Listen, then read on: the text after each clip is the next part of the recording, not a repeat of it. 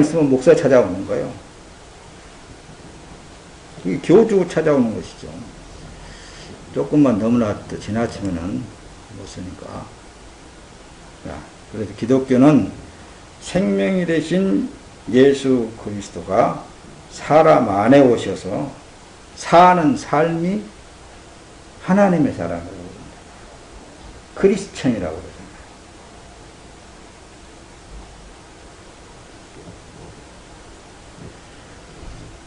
부활하셨습니까? 왜 부활했습니까?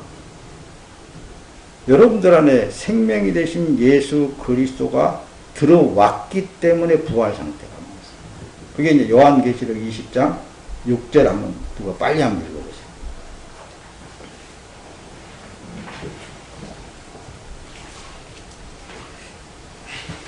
요한계시록 20장입니다. 20장 내용을 나중에 설명을 다 하시겠습니다. 부활에 참여하는 자들은 복이 있고 거룩하도다. 그때 사망이 그들을 다스리는 권세가 없고 오히려 그들이 하나님과 그리스도의 제사장이 되어 1000년 동안 그리스도와 더불어 왕노로 다니라. 네. 거기 보면은 첫째 부활, 부활에는 첫째 부활이 있고 둘째 부활이 있습니다. 첫째 부활은 예수님이 첫째 부활이에요. 만약에 이 첫째 부활에 참여하지 못하면은 그건 사망의 부활로 나옵니다. 5절 한번 읽어보세요. 거기 20장 5절 위에. 그 나머지 죽은 자들은 그 천년이 차기까지 살지 못하더라. 이는 첫째 부활이다. 예. 근데 그 위에 또 이제 또 4절에서 쭉 보게 되면 이제 잘 나타나 있습니다만은, 그래서 예수님을 첫 열매라고 하잖아요. 첫째 부활이라고 그러잖아요. 우리는 누구를 막론하고 첫째 부활에 참여한다라는 것은 예수님 안에 들어가는 것을 말합니다. 근데 이제 뭐 세대주의자들은 그 천년을 꼭 굉장히 저기하게 되는데, 이 어떤 그 숫자적인 그런 거에 매인다든가 시대적으로 매이면은 그게 세대주의자라고 그러는데, 그 세대주의자들을 이단이라고 학계에서는 말을 합니다. 근데 그렇게 요한계시록을 보면은 복음이 안 되는 거예요. 근데 사실 요한계시록은 하나님의 자녀들에게는 엄청난 복된 소식입니다. 이렇게 조금씩만 지금 다루는 거예요. 그러니까 부활절이 지났으니까 얘기를 하는 거예요. 부활했다. 누가 들어왔어요? 예수 그리스도. 영생이신 예수 그리스도가 내 안에 들어와 계심으로 말미암아 부활했다라고 그러는 거예요. 일어났다. 죽었던 내가 살아났다. 그러잖아요. 산 상태를 얘기하는 거예요. 그러니까 요건 지금 현재 썩을 장막이요. 날마다 후패되어져 간다고 말씀입니다. 이건 아파를 흙으로 만들었기 때문에 완전하지를 않은 거예요.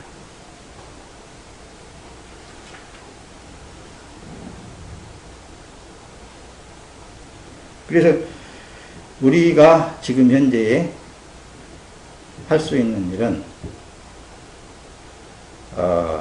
이 종교 생활 속에 있는, 사로잡혀 있는 그 안에 예수 그리스도 영이 있으면서도 자기 안에 가두어 놓은 상태, 그런 사람들을 풀어내서 자유케 해줄 필요성이 있다고 말합니다.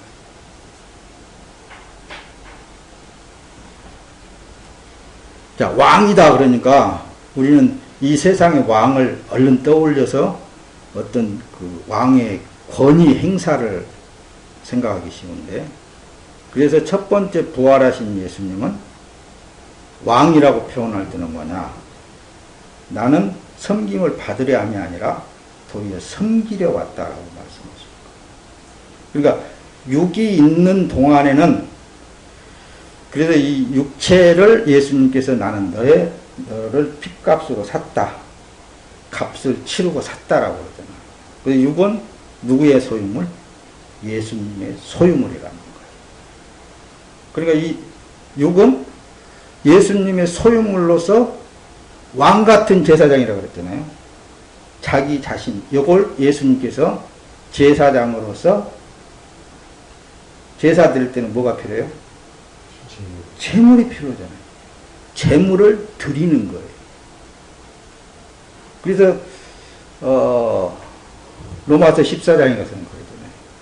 너희 몸을 산 제물로 드리라고 그래요. 그러니까 내가 드리려고 해서 드린 게 아니라 내 안에 왕이신 예수 그리스도, 제사장이신 예수 그리스도로 말미암아 드려진 몸이 되는 거예요.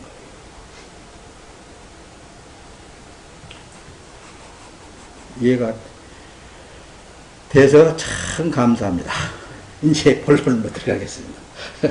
오늘은 그 대신 벌써 30분이 지났으니까 9시 되기 이전에 끝낼 테니까 오늘 제가 이제 책으로 써놓은 게 있습니다. 책을 가지고 왔는데 필요한 사람은 책을 갖다가 보세요. 그러니까 그 대신 제가 이제 그 설교할 때 이렇게 써놓은 것을 그냥 그대로 막 간추려서 올려놓은 거기 때문에 여러분들이 빨리빨리 읽으면은 9시 이전에 끝날 수 있습니다. 근데 천천히 읽으면 안 돼요. 자, 성령으로의 삶이 참 기독교이다. 자, 성경을 이제 본문을 읽기 위해서 사도행전 2장, 골로새 2장을 봤습니다. 자, 골로새 2장 16절에 보면은 그러므로 먹고 마시는 것과 절기나 월삭이나 안식일을 인하여 누구든지 너희를 편론하지 못하게 하라. 왜 그럴까요? 앞에서 충분히 말씀을 드렸듯이 여러분들의 몸 자체가 누구예요? 주님의 것인 거잖아요. 예수님의 것이잖아요. 그러니까 어떤 절기, 월삭, 뭐 이런 거에 대해서 뭐 하고 안 하고 그런 게 아니잖아요. 온 몸이 누구의 것이라고요? 주님께 드려진 몸이잖아요.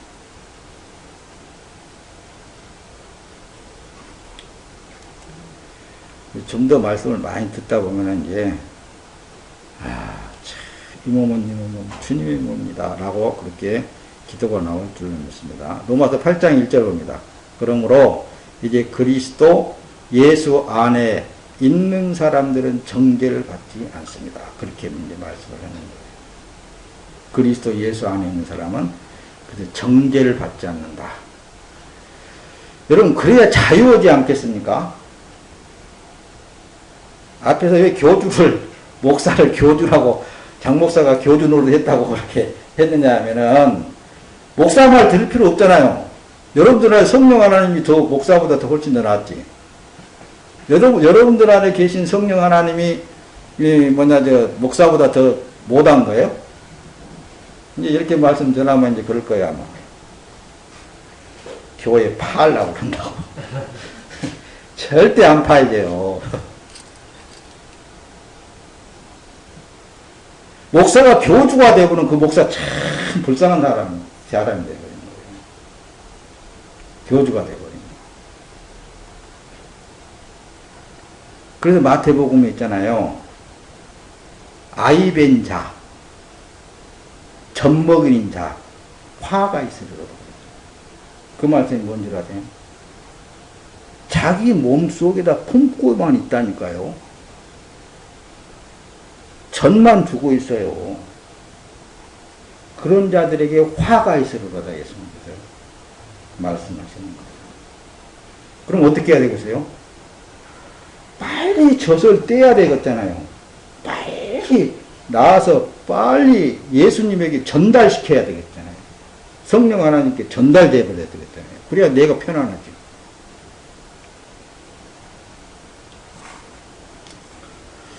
그러니까 품고 있으면 안 됩니다. 품으면 안 되는 거예요. 품으면은 그 종은 아주 참 한마디로 불쌍한 거예요. 근데 지금부터서 여러분들이 잘 빨리빨리 읽으세요. 교회는 결코 인간에 의해 계산되어지고 만들어진 조직체가 절대 아닙니다, 여러분. 예수님은 전 세계, 하나님은 온 우주의 하나님이세요. 그렇잖아요. 한국 교회가 그래서 진리에서 너무 벗어났단 말씀이다. 누구든지 내 살을 먹고 내 피를 마시는 사람은 내 안에 있고 나도 그 안에 있다라고 말씀을 여러분 여기다 왜 띄운 줄 아십니까? 여러분들 자신 한 사람 한 사람이 교회예요. 하나님이 계신 성경이란 말씀입니다. 근데 왜 자꾸 좀 능력 있다, 뭐가 표정이 나타난다 하면 그 사람들한테 의지 원한다니까요. 그래서는 안 되는 거예요. 그러니까 이만희 같은 사람들이 나오고 박태선 같은 사람들이 나와가지고 팔을 친다니까요. 그 사람 밑에서 있는 사람들이 구원이 있겠어요? 그러나 저는 생각하기를 하나님의 백성이 있다면 분명코 끄집어내시는 하나님이다. 그러나 그 육체는 살아있는 동안에 얼마나 고통스럽겠어요. 거기에 매여가지고. 참 자유함을 못 누리겠잖아요. 이 넓은 세상을, 참 이 아름다운 세상을 자유를 못 누리겠잖아요. 우리 교회도 어떤 사람이 종교병에 들어가지고 그냥 종교병 여러분들 잘 모를 거예요. 종교병에 들면은 그냥 예수만 생각하고 하나님만 생각하고 뭐 하나님의 일만 해야 되고 그런 것으로 자꾸 가고 예배만 드려야 되고 뭐 어떻게 해야 되고 신방을 아이고 힘들어서 못 살아. 네, 힘들어서 못 살아. 또 그게 사업이라고 또 열심히 또 해자치고 있는 거 꼬락사기들을 보면은 한심하게 되죠. 누구든지 내 살을 먹고 내 피를 마시는 사람은 내 안에 있고 나도 그 안에 있다고 그러죠. 여러분들 안에 예수님이 계십니다.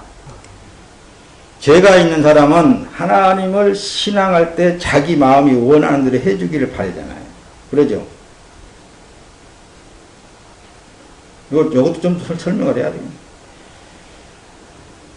그저 하나님을 자기 종으로 부리는 거예요. 하나님, 나는 이렇게 지금 문제가 있는데 이 문제를 해결해 주십시오. 뭐 어떻게 주여 하나님의 이름, 예수의 이름을 막 그냥 또 거기에다 교주는 탁 나와가지고 하나님의 말씀이 이렇다. 복이 있을지어다. 성령이 임재하고 성령이 각가지의 수단과 방법을 통하여서 체험케 만들고 있잖아요. 왜? 그래야 자기 교주로서의 활동이 크게 영역이 넓어집니다. 조금씩만 짚고 넘어간다고 그랬습니다. 저거 책이 있으니까 책을 자세히 들여다보면서 오늘 전하는 말씀도 잘 생각을 해보십시오. 겉사람의 생각을 부인하고 하나님의 뜻대로 되어가고 있으니 감사하는 마음으로 하나님을 신앙하는 것이 하나님의 사랑입니다. 그렇죠? 네. 겉사람은 여러분 부활했잖아요. 겉사람은 아무것도 아니에요. 그러나 하나님이 여러분들을 육체의 남은 때의 삶을 사용하기 위해서 주인이 책임져 주시는 거라니까요. 그렇잖아요. 주인이 책임져 주시는 것이지. 여러분들 안에 계신 예수님이 책임져 주시는 거예요. 때로는 고난도 당하고 때로는 먹지 못해가지고 굶주리기도 하고 때로는 그냥 몸이 힘들어가지고 아프기도 하고. 자, 마태복음 12장 50절에 보면 그러죠. 누구든지 하늘에 계신 내 아버지의 뜻대로 하는 자가 내 형제요 자매요 어머니라 하시더라. 이 말씀 안에는 어떤 혈육적인 관계성을 예수님께서 완전히 끊어버리잖아요. 자기를 낳아준 마리아가 자기를 보겠다는데 불효 중에 얼마나 더 큰 불효가 어디가 있겠습니까, 여러분? 자기 얼굴, 아들 얼굴 보겠다는데 하시는 말씀이 누가 내 어머니냐? 누가 내 모친이냐? 하늘에 계신 내 아버지 뜻대로 하는 자가 내 형제여 자매여 어머니라. 그렇게. 그러니까 우리는 부활한 사람들은 생명이 되신 예수 그리스도가 여러분들 안에 있는 사람들은 때로는 혈육에 매이지 않는다. 마태복음 7장 21절 나더러 주여 주여 하는 자마다 다 천국에 들어갈 것이 아니요 다만 하늘에 계신 내 아버지 뜻대로 행하는 자라에 들어가리라. 아버지의 뜻대로 행하는 자가 어떤 뜻이냐니까요. 여러분들 안에 임재하신 성령 하나님이 가자 하면 가고, 있으라 하면 있고, 하라 하면 하고, 하지 말라 하면 안 하고. 또 이런 말씀을 듣고 이제 또 종교병이 든 사람들은 눈을 감고 주님 오늘 내가 어디를 가야 되는데 가야 될까요? 말해야 될까요? 또 이런 사람들인데 답답할 일이 아니에요. 여러분들 그런 게 아니라 마음 푹 놓고, 그래서 말씀을 기록할 때 내가 먹든지 마시든지 무엇을 하든지 다 아버지 하나님의 영광을 위하여 하게 하심을 감사합니다. 그러니까 다시 말하면 여러분들이 하고 싶은 거 해도 그 하나님께 영광이 되는 거라니까요. 뭘 지금 오늘 제목을 잡고 했어요? 성령으로의 삶이 기독교다. 성령으로의 삶이 기독교다. 내 안에 계신 이제 성령 하나님만 자꾸만 발견하려고 그냥 또 무진장 예를 쓴 사람들이 있다니까요. 그럴 필요성이 없다니까요. 그런 사람들 내가 많이 봤기 때문에 높아지면서 여러분들에게 말씀을 곁들여서 듣는 거예요. 나더러 주여 주여 하는 자마다, 그러니까 주여 주여 하는 자마다 다 천국에 들어가는 것이 아니라 여러분들 안에 계신 성령 하나님을, 그래서 믿음이라고 그러는 거예요. 믿음으로 살으라고 말. 그래서 믿음으로 산다 성도들을 그런 거예요. 말씀을 많이 듣다 보면은 다 정립이 되실 줄로 믿습니다. 자, 베드로전서 4장 19절. 그러므로 하나님의 뜻대로 고난을 받는 자들은 또한 선을 행하는 가운데 그 영혼을 미쁘신 조물주께 부탁할지니라.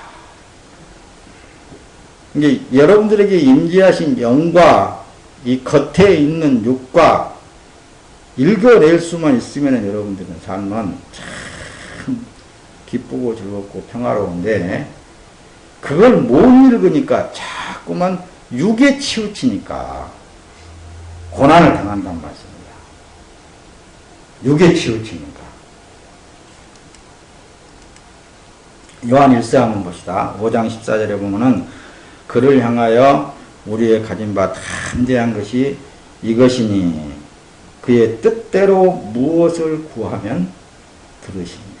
그러니까 이 말씀을 가지고 또 이 교주들이 잘못된 해가지고 자기 뜻이 다 하나님의 뜻인 줄 알고 그것만 자꾸만 구해가지고 달라고만 해서 한다고요. 아니에요. 가만히 있어도 다 하나님은 뜻대로 다 이루어 가십니다. 그래서 하나님의 열심이라는 책이 있는데, 하나님이 여러분들을 위해서 일하시지 내가 하나님을 위해서 일하는 거 없습니다. 하나님이 자기 자녀를 위해서 열심히 지금도 일하고 계시는 거예요. 아야, 그래서는 안 된다. 글로 가지 말고 이리 가자. 나를 따라와라. 무서워도 날 따라와라. 고통스러워도 날 따라와라. 이 길만 지나면은 네가 완전한 평강에 이를 수 있다. 그러시면서, 그러니까 성령의 뜻을 구해야 되잖아요. 우리는 알지 못하니까. 여기에 치우치지 말고 성령 하나님, 그럼 모르고 쓰면은 목사님은 이래요. 아이, 나는 모르겠네. 하나님 뜻대로 하십시오. 그냥 하고 말아버린단 말씀입니다. 그래도 하나님의 뜻은 이루어지게 되어 있어요. 그렇습니다. 하나님의 뜻은 저절로 되어진다. 오토매틱이다. 어떤 일에 있어도 가만히 있으세요. 그러면은 다 하나님의 뜻이면 다 되게 되어 있습니다. 그러나 하나님의 뜻이 아니면은 안 되어져야 되겠잖아요. 안 되어지는 것이 하나님의 뜻이라면 안 되어져야 되는 거거든요. 근데 기어코 그걸 이루려고만 하면 할수록 하나님을 대적하는 결과가 됩니다. 이 세상에 있는 하나님의 백성을 불러내어 왕이신 예수 그리스도 안에서 천국을 이루어가는 일일 것입니다. 인간적인 제도나 사상이나 교리나 신조 속에 하나님을 만들어 놓고 사람들을 현혹하여 종교생활로 전락시켜버리는 현재의 교주들이 그렇게 하고 있습니다.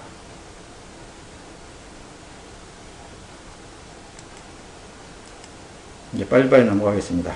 인간들이 만들어 놓은 제도 안에 신을 가두어 놓고 섬기게 하는, 이게 바로 오늘날의 기독교란 말씀입니다.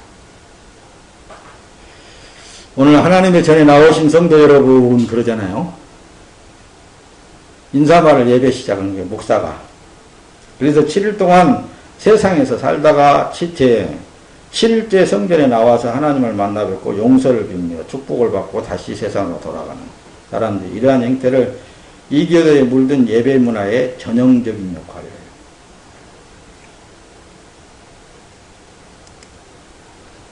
빨리빨리 넘어가니까 우주와 그 가운데 있는 만물을 지으신 하나님께서는 천지의 주제시니 손으로 지은 전에 계시지 아니하시고, 사도행전 17장에 이렇게 기록이 되어 있잖아요. 그렇죠? 신은 특별한 장소에서만 만날 수 있기 때문에 그것을 신전으로 둔갑시켜 놓고 거기에서 제사하는 형식이 되어버렸다고. 여기 종교생활로 전락시켜 놔버렸어요. 이교도들이 하나님을 신전에게 계시도록 만들어 놓았다고 말씀입니다. 그래서 기독교의 신을 모시는 특정한 장소나 공간이 지정되어 있지 않습니다. 또한 의식과 절차에 따라 제사를 드리듯이 신에게 예배하지 않는다고 말씀입니다. 기독교는요, 하나님은 일정한 공간의 자정에 계시면서 예배나 경배를 받으시는 분이 아니에요. 기독교의 시작은 신은 제약된 세상과 동떨어져 하늘에만 계시거나 일부 특정한 장소에 자정하신 분이 아니다 그 말씀입니다. 기독교의 특색 중에 하나는 건물을 성전이나 성당으로 신성시에서 숭배하거나 특별한 의미를 부여하지는 하지 않는다. 예수께서 유대인들이 숭상하고 있는 예루살렘 성전을 향하여 당신이 허물고 3일 만에 다시 세우시겠다고 선언한 바 있다. 또한 AD 70년경에 로마에 처참하게 파괴될 때 예언하신 바도 있다. 이렇게 제사는 이게 행위가 있다. 기록을 했습니다. 자, 초대교회 시대에는 예수께서 성전에서 가르치시는 일을 하셨고 사도들도 그들이 날마다 성전에 있든지 집에 있든지 예수는 그리스도로 가르치기와 전도하기를 그치지 아니했다. 뿐만 아니라 유익한 것은 무엇이든지 공중 앞에서 각 집이나 가리키는 것이 여러분에게 전하여 가르쳐왔고, 그들의 주된 임무는 성전, 가정집, 회당을 막론하고 어디서든지 사람들이 모이는 곳에서 성경을 가르치는 데 있다. 초대교회 시대의 성도들은 교회에 간다라는 뜻을 예루살렘 성전이나 특정 건물을 떠올리기보다는 모임 자체의 의미하는 그 문구로 이해했다. 언제부터 이건 조금 이제 좀 알아둘 필요성이 있어요. 초대교회 시대에는 건물과 장소보다는 모임 자체를 중시했어요. 제사의 개념이 아니라 성경을 배우는 학습에 치중했습니다. 그들은 주로 회당과 가정집에서나 모이거나 장소가 비좁을 때는 가정집을 개조해서 확장시키고 그렇게 하기도 했습니다. 네. 그런데 이제 4세기 유래 일대에 장악했던 로마의 콘스탄티누스 제306년 그러니까 AD죠. 337년 황제는 박해받던 기독교를 공인하기 시작한 거예요. 그때부터. 최초에 이제 그 AD가 예수님이 오신 시점을 통해서 이제 얘기로 이제 정해졌죠. 그는 비잔티움의 그리스도교적 도시를 건설하고 AD 327년에는 각 지교에 교회 건물을 건축 칙령을 내리게 된 거예요. 그때부터. 그 이전에 이제 초대교회 시대에는 막 교인, 예수 믿는 자들은 잡아서 막 그냥 사자 굴 속에다 집어넣고 십자가에 못 박아서 죽이게 되고 막 그렇게 하면 핍박을 하면 할수록 계속 늘어나거든요. 이게 감당할 수가 없어요. 그때에 바로 이게 콘스탄누스라는 이 황제가 이래서는 안 되겠다. 국민들을 다 죽이겠다. 한마디로 오늘날로 치면은 이들을 끌어안자 해가지고 기독교를 인정하기 시작했다는 것입니다. 그런데 이제 그래서 역사를 딱 보게 되면은 기독교가 정치에 활용되어져 가는 거예요. 역대부터서 정치에 활용되어져 가는 거예요. 조금 더 이제 봅시다. 건물 중시 사상이었던 언제부터 시작되었는가? 요거에 대해서 초대교회 시대에는 건물과 장소보다는 모임 자체를 중시했고 제사의 개념이 아니라 성경을 배우는 학습에 치중했다. 아까 이게 말씀을 띄웠던 내용들을 그는 비잔티움의 그리스도교적 도시를 건설하고 AD 327년에는 각 지역의 교회 건물의 건축 칙령을 내리는 거예요. 그때부터서 교회를 지으시오. 그때 당대에 이제 그때부터서 어떻게 되어야 되느냐? 교회가 신성시 되게 되죠. 그때부터. 그리고는 이제 죽은 자가 신성한 장소를 만든다는 설에 근거해서 죽은 자를 숭배하는 성인 숭배와 육품 매매를 하게 하였고, 괴중은 교회 건물 출입문에 분수탑을 설치해가지고 손을 씻는 정결의식을 거치게 된다. 이때부터 이제 종교 의식이 이제 시작되는 거예요. 그 이전에는 성령이 임재되어진 각 사람들은 오직 성경을 중심해서 성령의 인도하심을 따라서 나가게 됐단 말씀입니다. 근데 이 정치가, 그러니까 이 세상이 이 종교를, 그러니까 기독교를 이렇게 흡수하면서부터서 종교의식이 이렇게 세워지게 되는 것이죠. 뒤로 넘어갑니다. 자, 이교도의 특징은 건물을 숭상하고 그 건물에 신을 모시고 그곳에 예배나 제사를 그래서 시행하게 된다는 것입니다. 그래서 특정한 자리에 신성을 모셔놓고 그곳에 나와야만 신을 만날 수 있으며 신에게 제사, 예배할 수 있다는 것을 이제 강요하는 것이죠. 그래서 불교도 숭배 대상인 부처를 모셔놓고 법당이나 중요한 예불이 실시되고, 이렇게 가톨릭교회 역시 거룩한 성당에서 미사가 집전되어지고, 이 모든 법당이나 성당의 건물에 신성시하고 그곳에서 마치 신을 섭하듯이 예를 갖추고, 그러니까 특히 천주교에 들어가게 되면은 마리아 신상에다가 이렇게 하잖아요. 그런 것도 다 하나의 종교 의식 중 하나입니다. 불교는 그래서 부처상을 조각하여서 법당에 모시고, 가톨릭은 십자가에 매달린 예수상을 조각하여 강단 중앙에 설치하고, 지금 현재 개신교는 단상 정중앙에 십자가를 세워놓고 의자셋을 배치하거나 제단을 꾸며놓기도 한다고 말씀입니다. 요즘들은 또 그러더라고요. 추수감사절에는 앞에다가 여기도 그런 거는 모르겠다. 몰라도 나는. 그래서 신자들은 자연스럽게 청중석과 강단을 구별하게 되고, 정면에 설치된 조각물을 신격화해서 빌게 된다는 말씀입니다. 타 종교는 말할 것도 없지만은 기독교의 형태는 가관이 아니라니까요. 또 보세요. 기독교 신자들은 주일날이면 자연스럽게 하나님께 예배하기 위해서 성전에 나오잖아요. 그거 당연한 거 아니에요. 또 그래 보면 안 됩니다. 앞에서 내가 충분히 설명을 드렸잖아요. 여러분들은 누가 계신다고요? 예수가 있잖아요. 여러분 자신이 성전이라고 그랬잖아요. 근데 이런 의식을 못 버린 것은 교주들한테 교육을 받았기 때문에 그런 거예요. 이에 뒤질세라 목사들은 뭐라고 하면 오늘 거룩한 성일이고 하나님의 전에 나왔다고 그렇게 선포하잖아요. 이에 대해 어느 누구 하나 반박하거나 이교적인 미신행이라고 지적하지 않아요. 나만. 그래서 책을 써가지고 목사님들에게 엄청 배포했어도 장만조 이당이라고 하는 사람 한 사람도 없더라고. 왜? 앞에서부터도 쭉 기독교 역사를 쭉 얘기했잖아요. 이렇게 해가지고 종교의식이 이렇게 발달됐다고. 이제는 거룩한 주일에 하나님의 집인 성전에 나온다는 것이 기독교의 통념과 관례가 되어버렸다니까요. 교회 다니는 사람들은 다 교회 나오면은 구원받은 줄로 알고, 그렇죠. 교회 나와야 받는 거예요. 하나님의 말씀을 먹어야 되니까.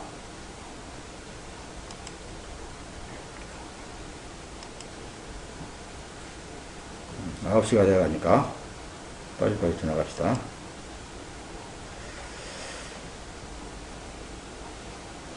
조잡한 건물을 지어놓고 그곳에 마치 하나님을 모셔 예배하는 것처럼 신자들을 기만해서는 안 된다니까요. 교회 건물은 인간의 필요에 의해서 사용하기 용이하도록 만들어지게 되어 있는 것입니다. 마치 신의 이름을 빙자해서 성전 건축이라는 명명하에 하는 것은 그건 옳지 않은 거잖아요. 성전은 건물이 아니라 그리스도와 그의 지체가 하나 된 성령의 몸.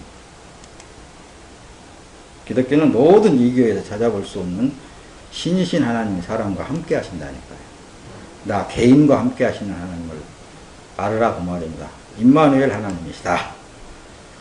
하나님은 어느 일정한 공간이나 시간에 한정되지 않고 영원히 존재하시는 분이시라는 사실을 우리가 성경을 통해서 잘 듣고 있는 것입니다.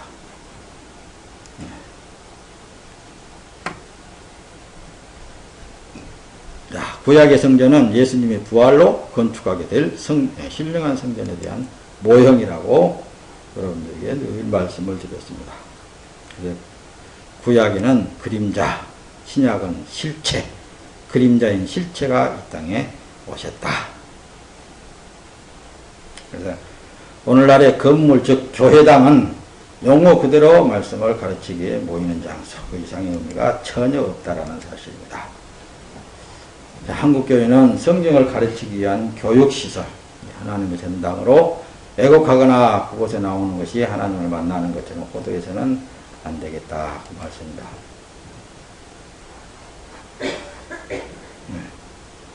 그렇죠? 축복교회에 많은 사람들이 모여서 성경 교육을 많이 받아서 하나님을 날마다 알아가는 영생에 이르는 그런 교회가 되기를 예수님의 이름으로 축원합니다. 교회당은 교인들이 모여서 성경을 배우는 곳입니다. 한국교회는 이단이 무엇인지도 정확하게 가늠하지 못한 채 구호만 외치고 있단 말씀입니다. 이단은 내용적인 면에서도 확고히 분별해야 하지만 우선 가장 기본적인 건물의 용도에서부터 정리가 되어지지 아니하는 겁니다. 대부분이 우리 하나님의 성전을 짓자, 성전 뭐 그러잖아요.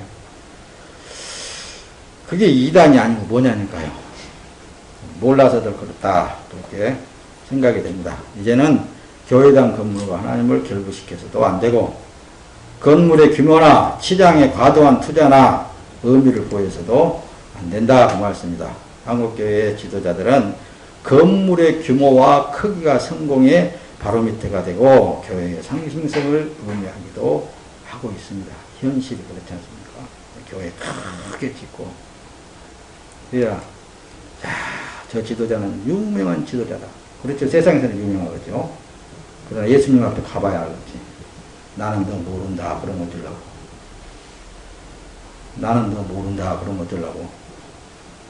하나님을 금이나 은이나 돌에다 사람의 기술과 고함으로 새긴 것들과 같이 여길 것이 아니다라고 그렇게 사도행전 17장에 기록을 하고 있습니다. 이 세상 9시 됐죠? 아직 몸이 잠 안 들었죠? 자, 구약성서의 세상 에레찌라고 기록이 되어 있습니다. 또 조금 유식한 제가 합니다. 근데 이 에레츠라고 언어가 구성이 될 때, 처음에 구성이 되어질 때, 이 세상이라고 구성이 될 때, 토지, 땅, 지역, 거민, 도시, 서울, 국가라는 의미를, 여러 의미를 가지고 있습니다. 세상이라는 의미를. 근데 신약 성서에서는 코스모스라고 그랬죠. 코스모스라고 부르는데, 이 언어가 구성될 때는 어울리는 것, 조화로운 배치, 또는 구조, 질서 있는 것, 통치하는 것, 이런 것, 장신구, 장식, 장식품, 세계, 우주, 지구, 땅의 금, 이런 모든 것이 전부 다 세속화, 세상, 무신적, 어떤 군중, 하나님으로부터 소유된 모든 인간, 세상에 헛된 모든 재산, 부, 이익, 즐거움, 특별한 것들의 종합적이거나 일반적인 집합이라는 의미를 가지고 있다. 이런 세상이라는 코스모스라는 단어 속에 이러한 엄청난 의미를 다, 이게 전부 다 세상이잖아요. 질서 있는 것도 세상이잖아요. 사람이 어떤 제도화 시켜놓은 것도 세상이잖아요. 언어 자체를 파고 들어가서 딱 보면은 세속화되어 있다는 것이 확연히 드러나 있단 말씀입니다.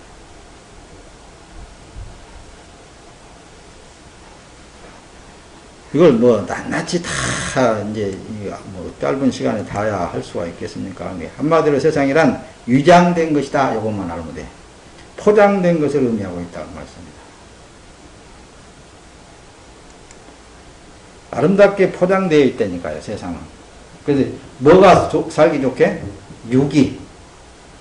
그러나 속에 있는 여러분들이 부활되어진 영의 실체에는 세상과 전혀 상관이 없습니다.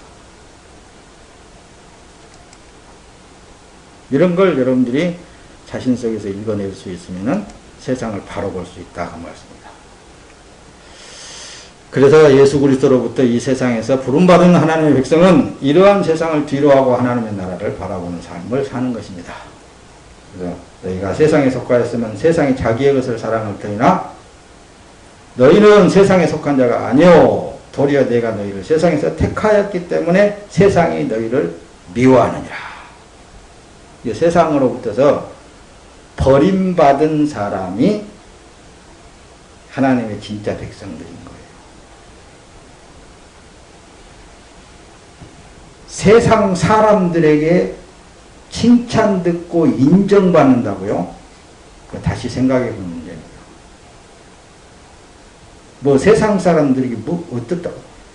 성경을 바로 보세요. 바로 보면 있잖아요. 다 드러나게 되어 있습니다. 너는 구별된 자라고 예수님께서 말하는 그게 바로 에클레시아, 소위 구별된 사람이라는 말씀입니다. 내가 너희를 세상에서 택하였기 때문에 세상이 너희를 도리어 미워하느니라고 그러잖아요. 사람들에게 미움을 많이 받는 사람들은 그때 미움받기는 싫다니까요. 장 목사가 이런 말을 하면 목사들이 다 미워합니다. 어떤 성도들이 시험산 교회당에 나와가지고 말씀 들으려고 그러겠어요. 고난받는다는데, 세상을 버려야 된다는데. 이렇게 하면 안 나오지. 그러니까 교주가 되면은 많이 모일 수 있습니다. 교주 노릇을 철저히 하면 많이 모일 수 있어요. 요한복음 10장 37절 38절 그러잖아요. 내가 내 아버지의 일들을 하지 않는다면 나를 믿지 말라. 그러나 내가 행한다면 너희가 나를 믿지 아니하더라도 그 일은 믿으라. 그러면 아버지께서 내 안에 계시고 내가 아버지 안에 있음을 깨달아 알게 될 것이다. 예수님이 세상으로부터 미움을 엄청 많이 받은 사람인 것 같아요. 가는 곳마다 돌팔매질이나 해쌓고 제사장이나 서기관들이 만나면은 말이야 따지고 묻고 뭐 네가 진짜 하나님으로부터 왔니 어쩌니 하면서 그냥 거기 성경에는 기록이 안 돼서도 읽어낼 수 있잖아요. 야 제발 좀 믿으라. 너희들이 나 생긴 것은 안 믿을지라도 내가 지금 하고 있는 일은 지금 아버지께서 하고 있는 일인데 지금 그렇게 너희들이 안 믿느냐. 그런 얘기잖아요, 지금 이제. 아버지께서 내 안에 계셔서 그 일을 그분이 그렇게 하고 계신다니까. 근데 왜 그렇게 안 믿냐 얘기해요.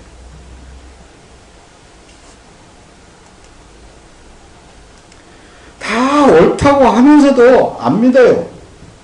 안 고쳐요. 왜? 왜 안 고칠까요? 굶어 죽을까 봐서. 굶어 죽을까 봐서 목사들이. 요한복음 10장 22절 예수께서 그들에게 대답하셨다. 내가 너희에게 말하였으나 너희가 믿지 않았다. 내가 내 아버지의 이름으로 행하는 이 일들이 나에 대하여 증언하고 있는데 왜 이렇게 안 믿냐. 요한복음 14장 10절 11절은 내가 아버지 안에 있고 아버지께서 내 안에 계심을 내가 믿지 아니하느냐. 내가 너희에게 하는 말들은 내 스스로 하는 것이 아니라 아버지께서 내 안에 계시면서 그분의 일을 하신 것이다. 그렇게 하는데도 여러분 나가서 사람들 앞에서 내 안에 예수님이 계셔가지고 나는 부활해가지고 나는 내 뜻대로 못 살고 사람이 원하는 대로 살지 못하고 예수님이 원하는 대로만 살아야 되고 그러면 아이고 저 미쳐도 분수가 있게 미쳐야지. 그렇게 할 수 있고 저래요. 그런 거라니까 지금 예수님이 지금 현재 내가 지금 현재 내 안에 계신 너희들이 하나님이라고 그분이 지금 현재 들어와 계셔가지고 일을 하고 있지 않느냐. 그러니까 예수님도 우리가 똑같은 성경을 육체를 입고 오셔가지고는 육체를 신뢰하지 않으신 거예요. 계속 아버지 하나님에 대해서만 얘기를 하시는 거예요. 내 안에 아버지 안에 있고 아버지께서 내 안에 계심을 좀 믿어라. 그렇지 못하였거든 내가 하늘 그 일들을 인하여서 예수를 좀 믿어라. 그러니까 우리가 할 일이 뭐예요? 예수님이 내 안에 계시지 않습니까? 내가 하는 일이 예수님의 일이지 않습니까? 살아도 주를 위하여서 살고 내가 죽어도 주를 위하여 죽을 수밖에 없는 주님의 몸이 되었지 않습니까? 요걸 고백하는 거라니까요. 그래 네가 사람 앞에 나를 시인하면은 나도 내 아버지 앞에 널 시인해 줄게. 어떤 사람 앞에? 다른 사람 앞에 자기 자신에게 시인을 하면은 그게 기도가 되는 거예요. 그게 하나님께 영광이 되어지는 거라니까요. 그게 하나님의 일이 되어지는 거라니까요. 뭐 특별한 걸 예수님께서는 하나님께서는 바라지 않아요. 그 예수를 시인하라는 거죠. 그게 믿음이라고 말하는 거예요. 그러면은 여러분들이 먹고 싶은 거 다 하나님이 못 먹을 것은 안 주고 먹을 것만 주시더라고. 그거 너 많이 먹으면 너 죽어. 조금만 먹어. 이렇게. 또 괜히 또 나를 또 신비기로 만들지 말고 그와 같이 하나님께서는 우리에게 다 먹게 하시고 안 먹게도 하시고 살게도 하시고 죽게도 하시고 고난도 받게 하시고 다 그분에 의해서 되어지고 있는 거라니까요. 그리고 그러잖아요. 예수님이 야 그날에는 내가 아버지 안에 너희가 내 안에 내가 너희 안에 있는 것을 너희가 알리라. 제자들에게만 가만히 따다놓고 얘기하는 거예요. 야 저것들 아무리 말을 해도 안 듣는다. 너희들은 이제 내가 너희 12를 택하였지 않느냐. 그러니까 내가 이제 저들에게 잡혀갖고 죽을 것이다. 그리고 사흘만 다시 살아나서 내가 아버지한테 가면은 약속의 보혜사 성령을 너희에게 보내줄게. 제자들은 그때도 잘 몰랐다니까요. 그러나 오순절을 기해서 보혜사 성령이 제자들에게 확 임재되어야 되니까 그때 그때 예수님이 내가 너희 안에 있는 것을 너희가 알리라 그랬더니 진짜 알겠구나 이제는. 그러니까 확 바꿔지는 거예요. 그러니까 앞에 막 그냥 어때요? 사자밥이 되어가면서도 되어가는 걸 보면서도 예수는 살아나셨다 담대히 말씀을 외칠 수 있었던 거예요. 그러니 이 사람들이 그거 좋아하라고 그랬어요. 유대민족들이 좋아하라고 그랬어요. 안 좋아하라고 합니다. 지금도 역시 마찬가지예요. 이 예수를 시인하는 사람은 세상 사람들이 싫어하는 거예요. 고린도전서 1장 30절에 보면 여러분은 하나님께로부터 나서 그리스도 예수 안에 있고 예수 안에 있는 사람들입니다. 예수는 하나님께로부터 와서 우리에게 지혜와 의와 거룩함과 구속함이 되셨습니다. 그러니까 이제 내가 하는 게 아니라 여러분이 뭐 주를 위해서 하는 게 아니라 여러분이 뭐 헌금을 하는 게 아니라 여러분들 안에 계신 예수 그리스도께서 하고 계시는 거예요. 지금까지도 그렇게 해 나왔고 앞으로도 예수님이 하십니다. 염려하지 마십시오. 요한복음 6장 56절에 누구든지 내 살을 먹고 내 피를 마시는 자는 내 안에 있고 나도 그 사람 안에 있다. 성찬 예식 많이 하잖아요. 이번에 부활절 성찬식 때 했을 거예요. 어떤 것을 지금 현재 증거하는 거예요. 예수님의 살과 피를 말하잖아요. 자, 이와 같이 기독교는 성령에 의하여 사라지는 삶이 참 기독교입니다. 네, 오늘 여기까지만 하겠습니다.